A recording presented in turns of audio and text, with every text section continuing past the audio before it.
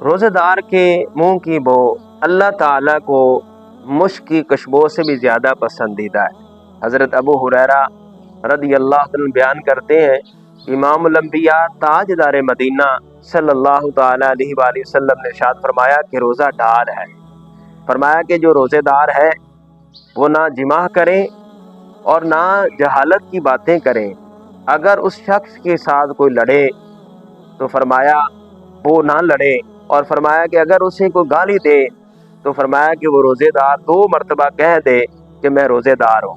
اس ذات کی قسم جس کے قبضہ قدرت میں میری جان ہے، میرے محبوب علیہ السلام نے ارشاد فرمایا کہ روزے دار کی جو منہ کی بو ہے اللہ تعالیٰ کو مشک کی خوشبو سے بھی زیادہ پسند ہے۔ اللہ تعالیٰ فرماتا ہے کہ وہ اپنے کھانے پینے اور اپنے نفس کی خواہش کو میری وجہ سے ترک کرتا ہے، اور فرمایا کہ روزہ میرے لیے ہے، میں ہی اس کی جزا دوں گا، باقی نیکیوں کا جو اجر ہے 10 گنا ہے، تو روزہ کا جو اجر ہے وہ اللہ تعالیٰ ہی عطا فرماتا ہے۔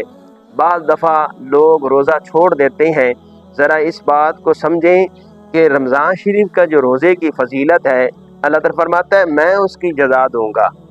آپ رمضان شریف میں ایک نیکی کریں اس کے بدلے یعنی 70 نیکیاں ہیں، ایک فرض ادا کریں تو 70 فرض کا ثواب ہے، نفل ادا کریں تو وہ فرض کے برابر ہے۔ تو جو رمضان شریف میں فضیلت ہے، اگر بندہ روزہ چھوڑ دے، باقی جو 11 مہینے ہیں وہ سارے 11 مہینوں کے روزے رکھے، لیکن جو رمضان شریف کے روزے کی فضیلت ہے اسے وہ نہیں پا سکتا۔